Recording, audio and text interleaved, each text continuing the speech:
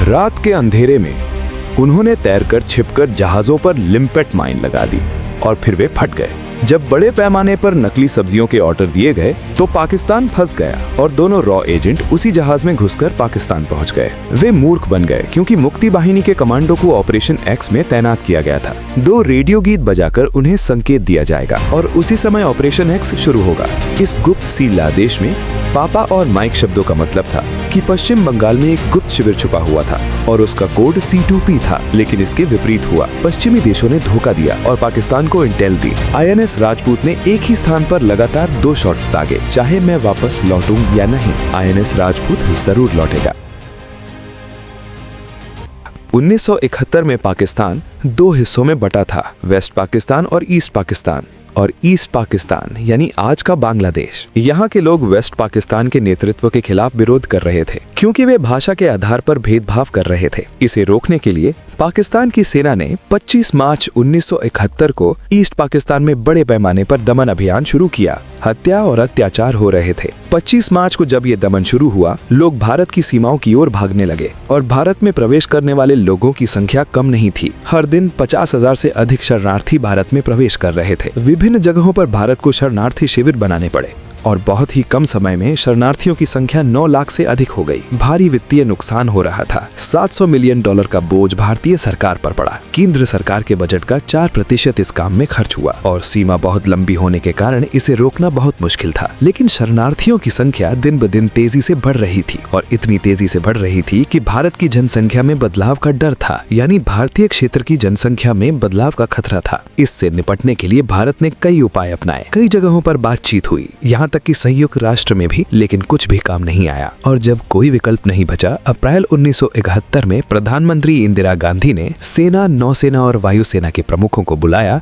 और उनसे कहा कि ईस्ट पाकिस्तान में सैन्य कार्रवाई करें। जब ये तीनों प्रमुखों के सामने रखा गया, उन्होंने मना कर दिया। कहा कि हमें इस युद्ध को जीतने में समय लगेगा। अगर हम ये युद्ध अप्रैल 1971 के बजाय दिसंबर 1971 में लड़ेंगे तो ये निश्चित जीत होगी और नुकसान भी कम होगा। और इन सभी चर्चाओं के बाद इंदिरा गांधी ने तैयारी के लिए समय दिया। तैयारी के दौरान भारतीय सेनाओं की योजना ये थी कि 6-7 महीने की तैयारी में पाकिस्तान को इतना कमजोर कर दिया जाए कि जब युद्ध दिसंबर में होगा, जीत बहुत आसानी से हासिल हो। अगर आप मानचित्र देखें तो पाकिस्तान की सेना के लिए वेस्ट पाकिस्तान से ईस्ट पाकिस्तान पहुंचने के केवल 2 रास्ते थे, एक हवाई मार्ग और दूसरा समुद्री मार्ग। 1 अप्रैल 1971 से भारत ने पहले ही अपना हवाई क्षेत्र बंद कर दिया था। अब दूसरा रास्ता था समुद्री मार्ग। पाकिस्तान की सारी सैन्य सप्लाई इसी मार्ग से ईस्ट पाकिस्तान जा रही थी। तब भारतीय नौसेना के प्रमुख SM नंदा चाहते थे कि इस समुद्री मार्ग को भी बंद किया जाए ताकि हथियार ना पहुंचे और ईस्ट पाकिस्तान सभी तरफ से अलग हो जाए। योजना अच्छी थी, लेकिन भारत इसे सीधे नहीं रोक सकता था। ये सीधे युद्ध की कार्यवाही माना जाता। इसलिए अगले महीने यानी मई 1971 के लिए योजना बनाई गई। पश्चिम बंगाल में एक जगह है जिसे प्लासी कहा जाता है, जहाँ पर एक गुप्त स्थान चुना गया था और इस गुप्त स्थान का कोड नाम C2P रखा गया। लेफ्टिनेंट कपिल और लेफ्टिनेंट दास इस गुप्त स्थान का प्रबंधन कर रहे थे और इस स्थान पर सब कुछ व्यवस्थित करने के बाद पूर्व पाकिस्तान में मुक्ति बांग्ला के लोग जो पाकिस्तान की सेना के खिलाफ गुरिल्ला युद्ध लड़ रहे थे, इसे C2P गुप्त शिविर में बुलाया गया और प्रशिक्षण दिया गया। इसमें इन मुक्ति बांग्ला कमांडो को जहाज चलाना और मैग्नेटिक लिम्पेट माइन लगाना सिखाया गया। रात में नेविगेट कैसे करें, ये सब प्रशिक्षण में सिखाया गया। योजना सरल थी। सीधे शामिल होने के बजाय मुक्ति बांग्ला के कमांडो दूसरों को प्रशिक्षण देंगे और ये कमांडो रात में पानी के अंदर तैरकर पाकिस्तान, जो समुद्री मार्ग से पूर्व पाकिस्तान में जहाज भेज रहा था, उनके जहाजों तक पहुंचेंगे, उनके नीचे मैग्नेटिक लिम्पेट माइन लगाएंगे और वापस लौटेंगे।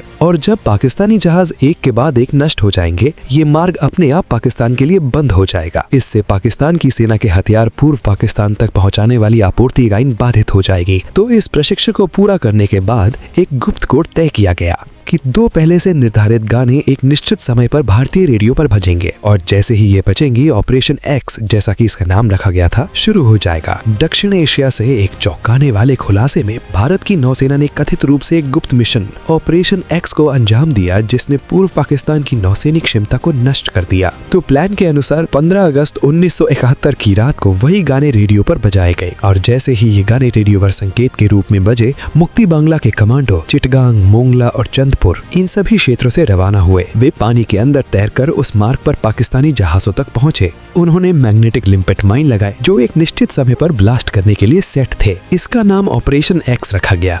तो जैसे ही ऑपरेशन एक्स शुरू हुआ, एक के बाद एक विस्फोट होने लगे और 16 अगस्त 1971 को सबसे बड़ा नुकसान हुआ। MB अल अब्बास और MB होल्मस दोनों विस्फोट हो गए। लगभग 19,000 टन हथियार और गोला बारूद नष्ट हो गया। अब जब ऑपरेशन एक्स शुरू हुआ, पाकिस्तान के जहाजों पर लगातार विस्फोट हो रहे थे और लोग ये भी नहीं समझ पा रहे थे कि ये विस्फोट कैसे हो रहे हैं। जहाज टकरा रहे थे और विस्फोट हो रहे थे, तो पाकिस्तान पूरी तरह से हक्का बक्का था। वे समझ ही नहीं पा रहे थे कि क्या हो रहा है। पाकिस्तान की सारी सैन्य सप्लाई लाइनें जो पूर्व पाकिस्तान जाती थीं बाधित हो रही थी। 100 से अधिक जहाज उड़ा दिए गए थे। स्थिति ऐसी थी कि पाकिस्तान इस मार्ग से अपने जहाज भेजने से डर रहा था। कुछ समय बाद ऑपरेशन एक्स की वजह से पाकिस्तानी जहाजों पर विस्फोट बहुत ही व्यवस्थित और योजनाबद्ध तरीके से होने लगे और जिस योजनाबद्ध तरीके से ये हमले हो रहे थे, पाकिस्तान ने महसूस करना शुरू कर दिया कि ये मुक्ति बांग्ला का गुरिल्ला हमला नहीं बल्कि भारत समर्थित समन्वित ऑपरेशन था। अमेरिका भी पाकिस्तान के साथ था। वे नहीं चाहता था कि भारत पूर्व पाकिस्तान में पाकिस्तान की सैन्य कार्रवाई में हस्तक्षेप करे। तो जब ये सब हो रहा था,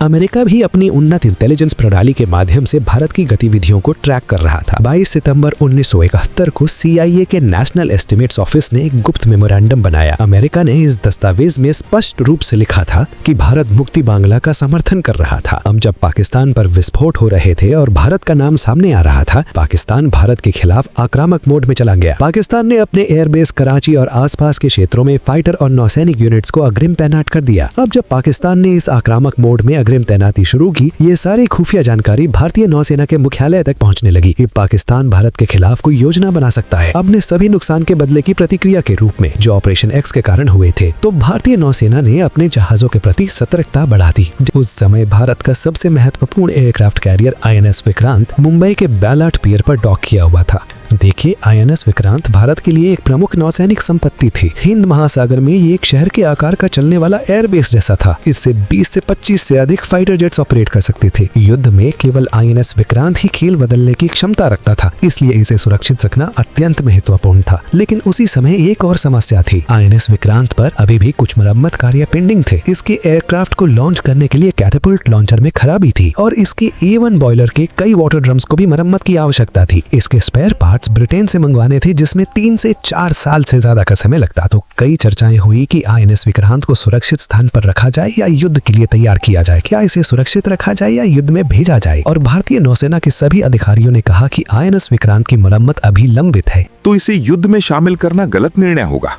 लेकिन भारतीय नौसेना के प्रमुख SM नंदा और वाइस एडमिरल हीरानंदानी ने सभी के खिलाफ जाकर कहा कि INS विक्रांत हमारी सबसे शक्तिशाली हथियार है और इसे युद्ध में तैनात करना चाहिए।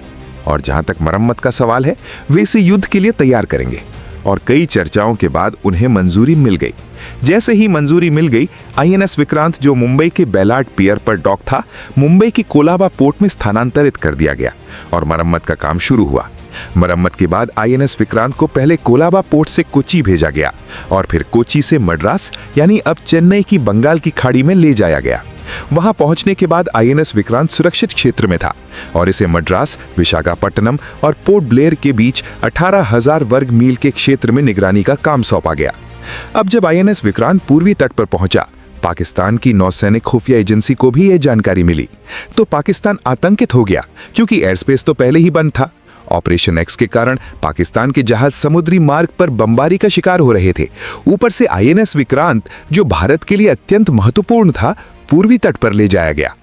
इसलिए पाकिस्तान को डर था कि अगर INS विक्रांत का उपयोग किया गया और पूर्वी तट पर नौसैनिक नाकेबंदी की गई, तो पाकिस्तान का पूर्वी पाकिस्तान पर पूरा सैन्य नियंत्रण कोलैप्स कर जाएगा और सभी सैनिक और हथियार आपूर्ति इस मार्ग से पूर्वी पाकिस्तान तक नहीं पहुंच पाएंगी। और पूर्वी पाकिस्तान, जहां मुक्ति बांग्ला के कमांडो पहले से ही इतनी जोरदार लड़ाई लड़ रहे थे, पूरी तरह कट जाएगा।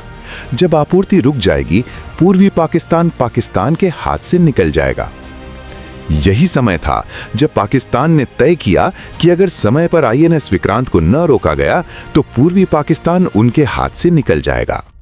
और INS विक्रांत को लेकर पाकिस्तान का ये डर भविष्य में सच साबित हुआ। तो इन सभी घटनाओं के बाद पाकिस्तान ने सब कुछ छोड़ दिया और INS विक्रांत को रास्ते से हटाने की योजना बनाना शुरू किया। अब पाकिस्तान के पास कोई एयरक्राफ्ट कैरियर नहीं था, लेकिन उसके पास 4 पनडुब्बियां थीं। हंगोर, मैंग्रोव और शुशुक पाकिस्तान के लिए शॉर्ट रेंज पनडुब्बियां थीं, तो उनके लिए आईएनएस विक्रांत तक पहुंचना और उसे नुकसान पहुंचाना संभव नहीं था। लेकिन उनकी चौथी पनडुब्बी पाकिस्तान की एकमात्र लंबी दूरी की पनडुब्बी थी जो आईएनएस विक्रांत तक पहुंच सकती थी, उस पर हमला कर सकती थी और उसे रास्ते से हटा सकती थी। और इस पनडुब्बी का नाम था पीएनएस गाजी। पीएनएस गाजी को पानी के अंदर ढूंढना मुश्किल था और ये मूल रूप से अमेरिका की थी। पहले इसका नाम यूएसएस डायब्लो था, लेकिन 1961 में भारत ने आईएनएस विक्रांत प्राप्त कर लिया, तो इसे काउंटर करने के लिए 1963 में अमेरिका ने इस पनडुब्बी को सिक्योरिटी असिस्टेंस प्रोग्राम के तहत पाकिस्तान को लीज पर दे दिया। फिर पाकिस्तान ने इसका नाम बदलकर पीएनएस गाजी S-130 रखा।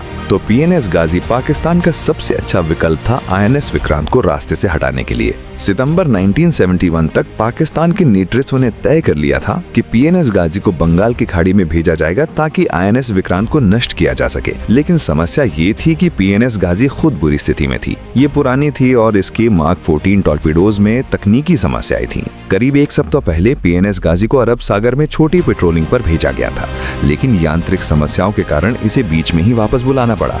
इन सभी समस्याओं के कारण पाकिस्तान की नौसेना ने पीएनएस गाजी को बंगाल की खाड़ी में मिशन पर भेजने से इनकार कर दिया। लेकिन तब भी पाकिस्तान का नेतृत्व नहीं माना। वे पहले ही निर्णय ले चुके थे और तैयारियां शुरू कर दी। अब पाकिस्तान जानता था कि आईएनएस विक्रांत बंगाल की खाड़ी में है, लेकिन इसका सटीक स्थान नहीं पता था। इसकी जानकारी पाने के लिए एक पश्चिमी देश का विमान मद्रास भेजा गया, तकनीकी समस्या के बहाने आपातकालीन लैंडिंग का अनुरोध करके। जब उस पश्चिमी विमान ने आपातकालीन लैंडिंग का अनुरोध किया, भारत मना नहीं कर सकता था, इसे अनुमति देनी पड़ी। इस विमान के मद्रास पोर्ट पर उतरने के बाद उसने नजदीकी क्षेत्रों में कई परीक्षण उड़ाने की, मरम्मत के बहाने और इसी दौरान आईएनएस विक्रांत को देखा। उन्होंने इसके फोटो और निर्देशांक लिए। उसी सप्ताह आईएनएस विक्रांत के गोपनीय विवरण पाकिस्तान के डायरेक्टर ऑफ नेवल वॉरफेयर कप्तान अब्दुल वाहिद भुम्मल को भेजे गए। इस प्रकार आईएनएस विक्रांत की स्थिति की जानकारी पाकिस्तान तक पहुंच गई और उस पश्चिमी देश की विमान की आधिकारिक पहचान कभी नहीं हुई। इसे केवल पश्चिमी देश के रूप में रिकॉर्ड किया गया। फिर 8 नवंबर 1971 आया और इस दिन कप्तान जाफर मोहम्मद खान, जो 1965 के युद्ध में पीएनएस गाजी के टॉर्पीडो ऑफिसर थे, इस मिशन के लिए चुने गए। उन्हें पीएनएस गाजी का कमांडिंग ऑफिसर बनाया गया और आईएनएस विक्रांत का बुनियादी विवरण दिया गया। एक सप्ताह बाद 14 नवंबर 1971 को पीएनएस गाजी की मिशन पर प्रस्थान तिथि तय की गई। सभी तैयारियों के बाद तारीख आई 14 नवंबर 1971। इस दिन पीएनएस गाजी अपने मिशन के लिए रवाना होना था, कप्तान जाफर मोहम्मद खान और 93 क्रू मेंबर्स के साथ, जिनमें 11 अधिकारी शामिल थे। उन्होंने रवाना होने की तैयारी शुरू की, लेकिन किसी को मिशन का सटीक विवरण नहीं बताया गया। सभी मिशन विवरण के लिए नौसैनिक मुख्यालय ने उन्हें सील किए हुए आदेश दिए और एक विशेष स्थान के निर्देशांक दिए जहां उन्हें वो सील आदेश खोलने थे। साथ ही उन्हें बताया गया कि अगर उस निर्देशांक पर पहुंचने में कोई देरी हुई या संचार टूट गया तो वे सील आदेश खोलें, उन्हें ठीक पता होगा कि क्या करना है। इस बिंदु तक पीएनएस गाजी पर सभी को केवल यही पता था कि उन्हें आईएनएस विक्रांत के चारों ओर पेट्रोल करना है और विवरण इकट्ठा करना है। इसके बाद पाकिस्तान का राष्ट्रीय गान बजाया गया और वहां से पीएनएस गाजी रवाना हुआ, दाएं मुड़ते हुए और 84 डिग्री पूर्व देशांतर बिंदु तक पहुंचने के लिए भारत की सीमा से 400 समुद्री मील की दूरी बनाए रखते हुए 20 नॉट्स प्रति घंटे की गति से आगे बढ़ा, ताकि भारतीय निगरानी इसे पकड़ ना सके। पीएनएस गाजी के अंदर के लोगों को बिल्कुल नहीं पता था कि उनका इंतजार क्या कर रहा है। यही सटीक मार्ग था और 2 दिन बाद 16 नवंबर 1971 को वे इस बिंदु पर पहुंचे। वे दिन प्रतिदिन आईएनएस विक्रांत की स्थिति की ओर बढ़ते रहे। अब जब पीएनएस गाजी इस मार्ग पर था, भारतीय नौसेना पहले ही कराची, लाहौर, रावलपिंडी और ढाका से संचार संकेतों को ट्रैक कर रही थी। उस समय भारतीय नौसेना के पास हाईटेक कंप्यूटर नहीं थे, लेकिन उनके पास स्मार्ट रेडियो डायरेक्शन फाइंडर था। ये पाकिस्तान के गुप्त संदेशों को पूरी तरह डिक्रिप्ट नहीं कर सकता था, लेकिन ये पता कर सकता था कि संकेत किस दिशा में आ रहे हैं और जा रहे हैं। पीएनएस गाजी पाकिस्तान के नौसैनिक मुख्यालय को छोटे एन्क्रिप्टेड संदेश भेज रहा था, बताते हुए कि ये कुछ स्थानों पर पहुंच गया है और अंदर क्या हो रहा है इसकी जानकारी दे रहा है।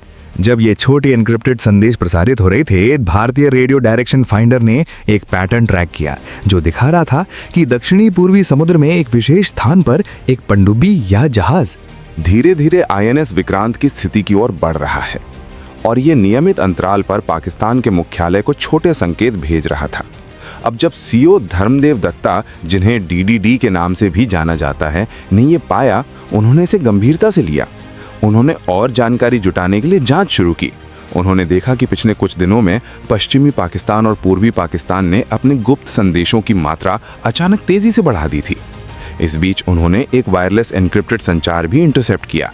इससे पता चला कि चट्टोग्राम से पूर्वी पाकिस्तान में विशेष ग्रेड का लुब्रिकेंट तेल मांगा जा रहा था। ये तेल केवल माइन स्वीकर और पनडुब्बियों में इस्तेमाल होता था। साथ ही दक्षिण पूर्व से पाकिस्तान की ओर एक पनडुब्बी जैसी वस्तु कई छोटे संदेश भेज रही थी और धीरे धीरे आईएनएस विक्रांत की स्थिति की ओर बढ़ रही थी।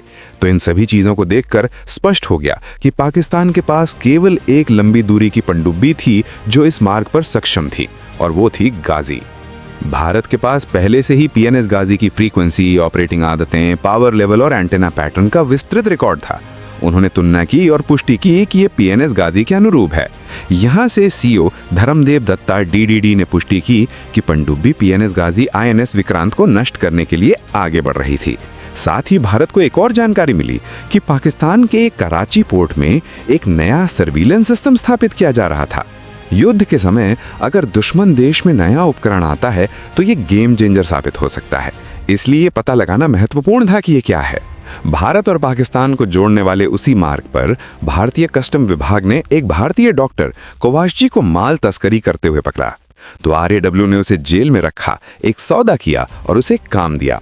पाकिस्तान उसी मार्ग से भेजना जैसा कि वो पहले जहाज ले जाता था। इस बार उसे 2 एजेंट्स भी साथ ले जाने थे।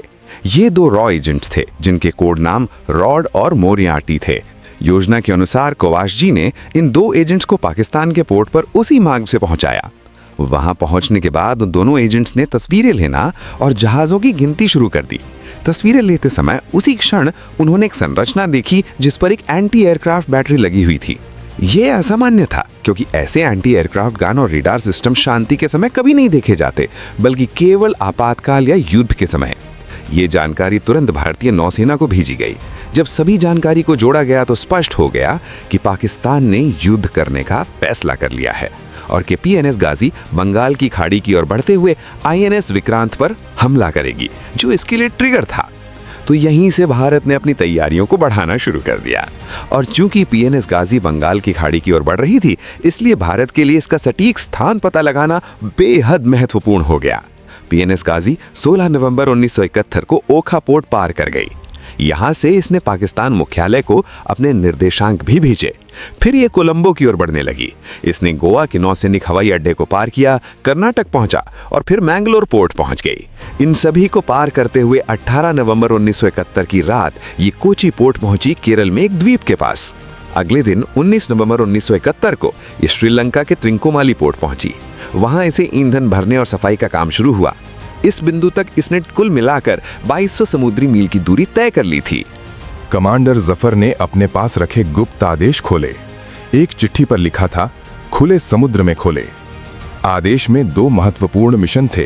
पहला, मद्रास जाकर आईएनएस विक्रांत को डुबोना, और दूसरा, अगर विक्रांत डुबाना संभव न हो तो विशाखापत्तनम पोर्ट के पास माइन लगाना, भारत की ऑपरेशन एक्स में हुई कार्रवाई का बदला लेने के लिए। कमांडर जफर और गाजी का दल समझ गया कि मिशन स्पष्ट है, विक्रांत को डुबाना ही मुख्य उद्देश्य है। गाजी धीरे धीरे लक्ष्य की ओर बढ़ना शुरू हो गई। वहीं भारतीय खुफिया को पता था कि गाजी बंगाल की खाड़ी में पहुंच चुकी है। भारतीय खुफिया ने गाजी के कम्युनिकेशन को ट्रैक करने के लिए पावरफुल सिग्नल भेजकर शॉर्ट एन्क्रिप्टेड संदेशों को बाधित किया। इस तरह गाजी का सामान्य स्थान तो पता चल गया, पर सही पोजीशन अज्ञात रही। गाजी श्रीलंका से रवाना हुई और 22 नवंबर 1971 को मद्रास के पास पहुंचकर आईएनएस विक्रांत की तलाश शुरू की। भारतीय नौसेना ने स्थानीय मछुआरों को ट्रेनिंग भी कि कैसे तेल के धब्बे, पेरिस्कोप या सबमरीन संकेत देखें और रिपोर्ट करें। मछुआरों की रिपोर्ट से पता चला कि गाजी मद्रास के पास है। वाइस एडमिरल नोए कृष्णन ने निर्णय लिया कि विक्रांत को सुरक्षित स्थान पर ले जाना होगा। विकल्पों में मद्रास और एक गुप्त स्थान पोर्ट एक्स, अंडमान निकोबार के पास शामिल थे। ये स्थान निर्जन, साफ पानी वाला और बंगाल की खाड़ी के पास था। इसे सबसे सुरक्षित माना गया। आईएनएस विक्रांत तुरंत पोर्ट एक्स रेल ले जाया गया। गाजी मद्रास के पास रुककर पाकिस्तान के नेवल हेडक्वार्टर से समकोडित संदेशों के जरिए संपर्क बनाए रखे। वहीं कृष्णन ने मिसलीडिंग ऑपरेशन शुरू किया। उन्होंने विशाखापत्तनम में बड़े पैमाने पर आपूर्ति आदेश दिए ताकि प्रतीत हो कि विक्रांत वहीं है। 25 नवंबर तक पाकिस्तान को विश्वास हो गया कि विक्रांत पोर्ट पर है। गाजी ने रेडियो साइलेंस में 340 मील की यात्रा शुरू की। 27 नवंबर तक गाजी विशाखापत्तनम पहुंची। गाजी के कप्तान के पास 3 विकल्प थे। पहला, आंतरिक हार्बर में प्रवेश, गहरा खतरा। दूसरा, बाहरी हार्बर के बाहर इंतजार और टॉर्पीडो हमला। तीसरा, पोर्ट के प्रवेश और निकास मार्ग पर माइन लगाना। कप्तान जफर ने तीसरा विकल्प चुना और पेरिस्कोप से सतह की निगरानी जारी रखी। माइन को ऐसा फिट किया गया कि वो कई जहाजों के गुजरने के बाद ही फटे। 28 नवंबर को पहली माइन लगाई गई, लेकिन दूसरी माइन लगाते समय आईएनएस मगर के पास आने से गाजी को अचानक डाइव करना पड़ा और समुद्र तल से टकरा गई। असर इतना गहरा था कि गाजी का मेटल का हिस्सा टूट गया और टॉर्पीडो ट्यूब्स विस्थापित हो गईं। गाजी समुद्र तल पर फंस गई। 3 दिनों तक पाकिस्तान को गाजी का कोई पता नहीं था। अंततः उन्होंने मान लिया कि गाजी शायद डूब गई है। 3 दिसंबर 1971 को पाकिस्तान ने भारत पर आधिकारिक रूप से युद्ध की घोषणा कर दी। भारत को आईएनएस विक्रांत को बंगाल की खाड़ी में सुरक्षित लाना था। इसके लिए पुराने विध्वंसक जहाज आईएनएस राजपूत को डिकॉय के रूप में इस्तेमाल किया गया। राजपूत ने विक्रांत के सिग्नल फैलाकर गाजी को भ्रमित किया। आईएनएस राजपूत 2 दिसंबर को मिशन पर रवाना हुई। भारतीय नौसेना ने गाजी से तैरते हुए धातु के टुकड़े इकट्ठा किए। वाइस एडमिरल कृष्णन ने निष्कर्ष निकाला कि गाजी निष्क्रिय हो चुकी है और विक्रांत सुरक्षित है। 3 दिसंबर को आईएनएस विक्रांत बंगाल की खाड़ी में प्रवेश कर गई। गाजी अभी भी फंसी हुई थी। आईएनएस राजपूत जब वापस लौट रही थी, सोनार ने गाजी की गतिविधि का पता लगाया।